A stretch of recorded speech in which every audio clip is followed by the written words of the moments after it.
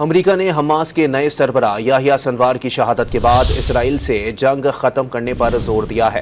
امریکی وزیر خارجہ جنی بلنکن کی جنگ بندی مذاکرات اور یرغمالیوں کی رہائی سے متعلق بات چیت کے لیے اسرائیل پہنچے، جہاں انہوں نے اسرائیلی وزیر اعظم نیتن یاہو سے ملاقات کی۔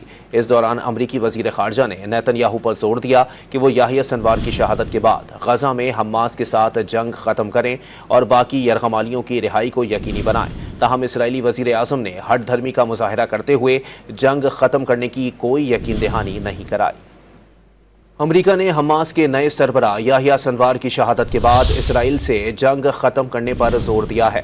امریکی وزیر خارجہ جنی بلنکن کی جنگ بندی مذاکرات اور یرغمالیوں کی رہائی سے متعلق بات چیت کے لیے اسرائیل پہنچے، جہاں انہوں نے اسرائیلی وزیر اعظم نیتن یاہو سے ملاقات کی۔ اس دوران امریکی وزیر خارجہ نے نیتن یاہو پر زور دیا کہ وہ یحییٰ سنوار کی شہادت کے بعد غزہ میں حماس کے ساتھ جنگ ختم کریں اور باقی یرغمالیوں کی رہائی کو یقینی بنائیں۔ تاہم اسرائیلی وزیر اعظم نے ہٹ دھرمی کا مظاہرہ کرتے ہوئے جنگ ختم کرنے کی کوئی یقین دہانی نہیں کرائی۔